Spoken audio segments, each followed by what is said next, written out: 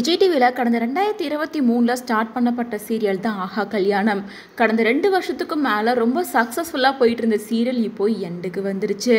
So இந்த விஷயம் ஆஹா கல்யாணம் சீரியல் ஃபேன்ஸ் பலருக்குமே வருத்தமாக தான் இருந்திருக்கும். ஏன்னா சூப்பரான டைம் லைனில் போயிட்டு இருந்தது, ஸ்டோரி வைஸுமே செம்ம இன்ட்ரெஸ்டிங்காக போயிட்டு இருந்த சீரியலை இவ்வளோ சீக்கிரம் முடிக்கிறது எல்லாருக்கும் ஏமாற்றமாக தான் இருக்குது. ஏன்னா பிரபா அண்ட் விஜய் 2 பேரும் ஒரு பக்கம் ஒன்று சேர்ந்துட்டாங்க, அனாமிகா ஜெயிலுக்கு போயிட்டாங்க. சூர்யா அண்ட் மகா 2 பேரும் ஒன்று சேர்ந்து இப்போ மகா ப்ரெக்னெண்ட்டாக இருக்காங்க.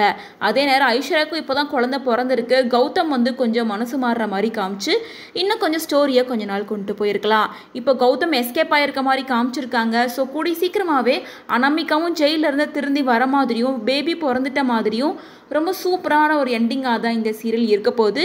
இதோட ஷூட்டிங் ஸ்பாட் வீடியோ பார்க்கும்போதே நல்லாவே தெரியுது.